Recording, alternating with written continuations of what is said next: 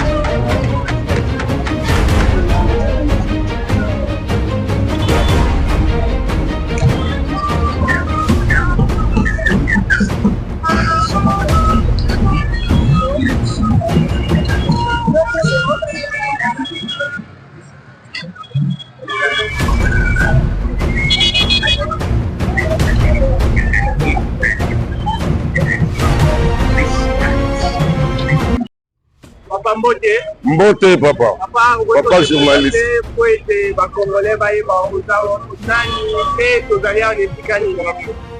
Bon, ngai nazali juste coopéra na coopéraka na sala rappé ba misala sur le plan artistique mais terrain na ngai yango yo na coopéraka na victoire.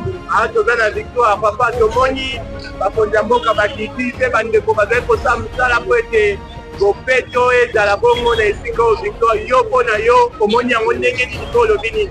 Na moni yango ezali initiative moko ya bien mpona kosoutenir makanisi ya mokonzi ya mboka son excellence président de la république.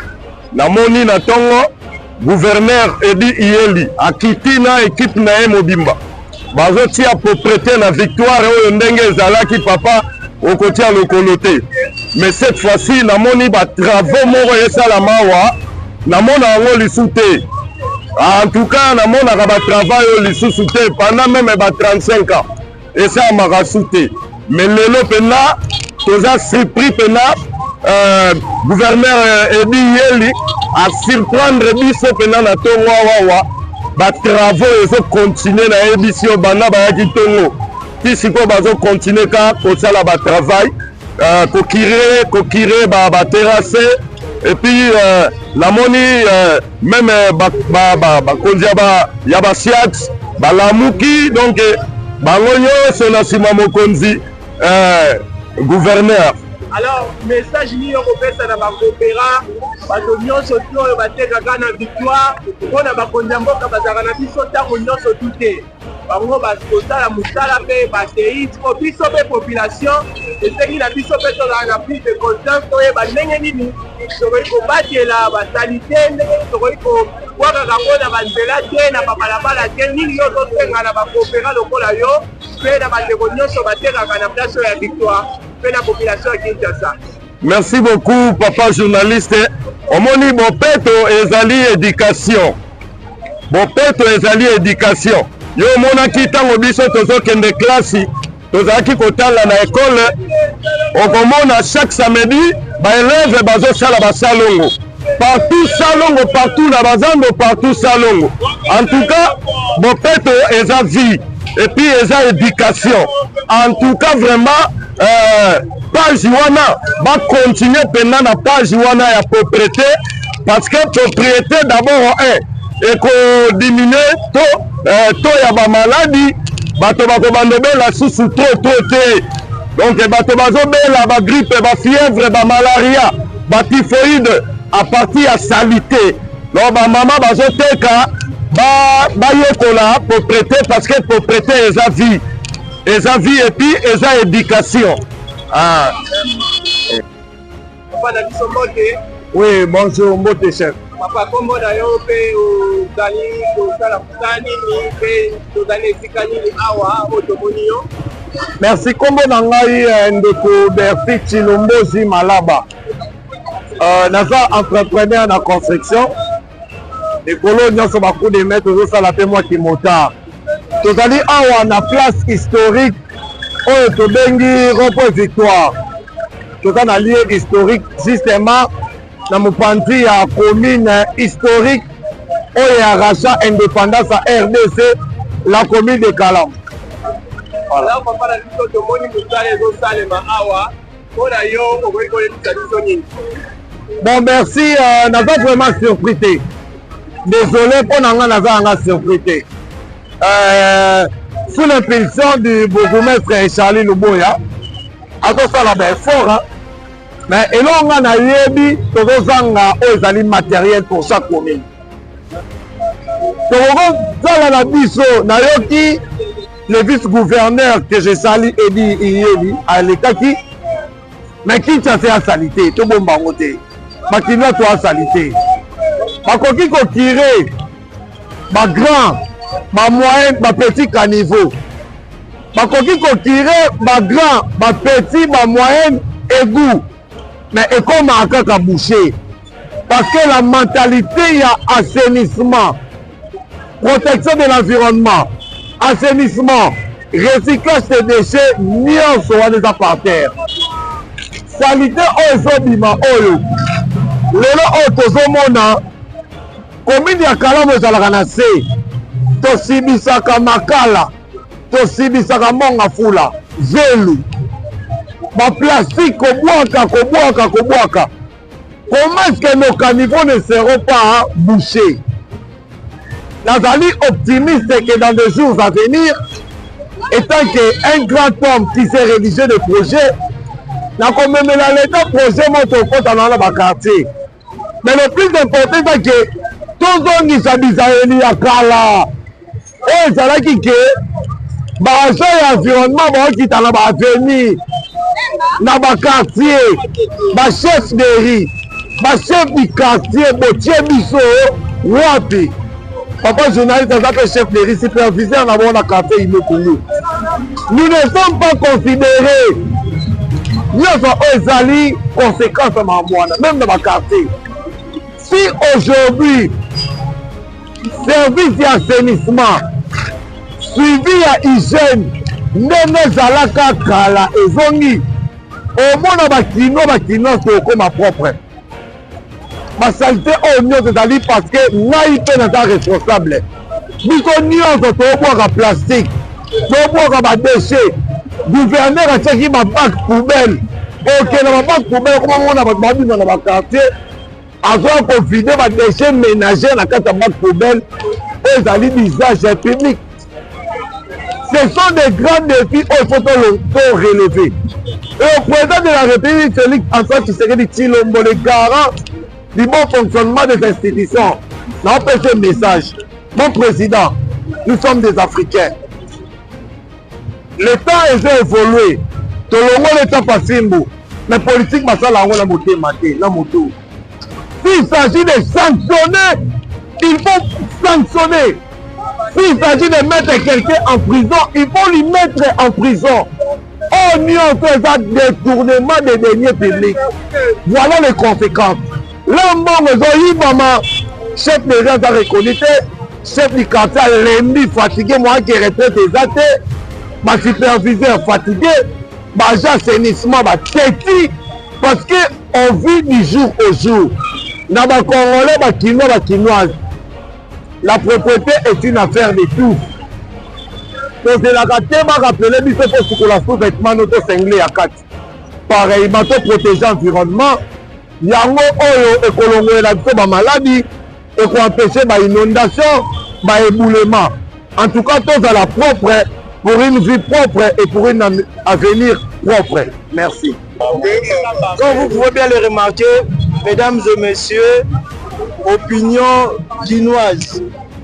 Nous sommes ici sur la place Victoire où depuis pratiquement 4 heures ou 5 heures, le vice-gouverneur est descendu ici avec le bourgmestre de la commune de Kalamou pour réaliser les travaux sur la place Victoire. Ceux qui passent ici savent que ce coin était pratiquement abandonné.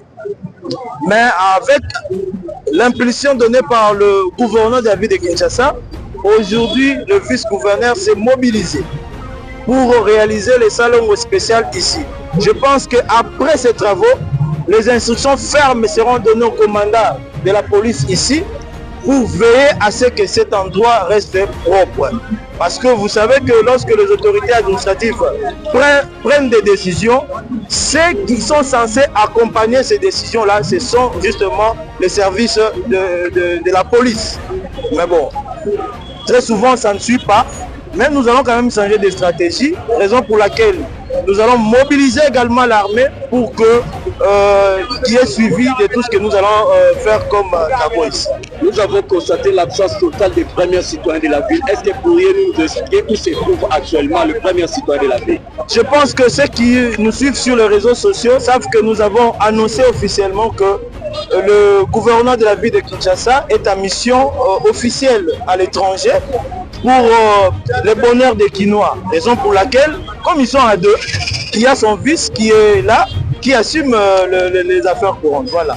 Tant de polémiques sur la toile à ce qui concerne la colère remarquable du président de la République. Que pourriez-vous dire à l'opinion publique qui polémique à ce qui concerne ce qui s'est passé au grand marché Zambie? Mais c'est un papa. Lorsqu'un papa fait des reproches à son enfant, est-ce que c'est un problème? Ndenge balobaka na lingala wapi place mona papa boya mwana ezaka nango même biso nyonso awa bapesaka biso mwa batoli awa ozosala mabe kende boye même soki okima classe des fois bazoyebisa baexplike yo. C'est comme ça qu'il faut prendre la reproche au chef de l'État. Mais nazo comprendre te na ba tiktoker o ba misali bango mo ba journaliste lelo ba komi koloba makambo ya chef de l'État na mwana na gouverneur de la ville. Potika bango a ko reprocher autant de fois o amoni que musala ezokende bien te biso peut ko appliquer. Daniel Bumba a un mandat de 5 ans. Et s'il travaille bien, il aura encore un autre mandat. S'il travaille encore bien, 3 mandats Ezoya. Potika a travaillé. S'il faut dire le pourcentage, il y a Bumba sur le plan ville Kinshasa au Lobani. Nous n'avons que 20 mois. Mais Yomoro Tala, la réalisation au Sala. On a Marambotali assainissement. Je vais vraiment annoncer ici. C'est une révélation peut-être pour Nabarou éviter.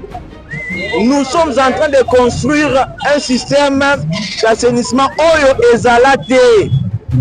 Donc, Bissotangotoye, prédécesseur, il y a Daniel Bumba, a tiré un système, il y a assainissement mon côté. Système assainissement, il y a le bani. Pas de choses au Wuta, n'a pas ménagé, n'a pas d'akuna biso. Et bimi et ils ont kende wapi. C'est ça le grand problème. ozomona même ah bato même bakinois on a dit faut pas s'impliquer makasi parce que même ndenge ba Victor ezobeba bo bango baza na part ya responsabilité babwakaka matiti wapi nde sikoyo ntango toye tokuti ke schéma moko ezalaki te schéma wana eza clair toza bastructure oyo ebanda kozwa badeshe elongoli yango na bandako eye nango ti Raskin azwi mpe badeshe wana ake nango na bacentre de transit ti tomema yango na badécharge finale epuis kobanda kotraite yango lelo deshe eza mbongo mingi napesi bino okanga baimage oyo ti 2027 deshe kokoma richesse awa okoma koluka parce que tomobilize makasi bastructure mpe na papa ya mosusu bakoka koede biso pour ete atteindre baobjectif na biso. Merci. Matondo mingi bajournaliste eloko moko tokoloba il faut biso bamilitante tocomprendre eloko oyo edi ye tosala kitoko bumba azosala kitoko biso nde bato tozocomprendre te okomela mai obwaki molangi okolia kwanga obwaki makasa en tout cas tose comprendre so mibeko moko ya makasi ekweya mpo makambo esila soki mibeko eza te tobana continue eloko oyo il faut babana nanu chef du quartier chef du rue azwa nanu makambo oyo mpo makambo ezala bien soki kaka boye okozala bien te bozofingisa bumba bozokofingisa edi yele eza kitoko te bana mibali bazosala mosala na bango kitoko me biso bato bilobaloba na bareseau sociaux oyo bilobaloba batika bilobaloba bato so bazosala makambo kitoko il faut bondima bango bazosala misala kitoko ezokomonana biso bato nde toza mabe tozokotosa te eloko na olobaka yango wana kumema ndi mulukwimana bwakwakula kwalukwa lumba ni tanda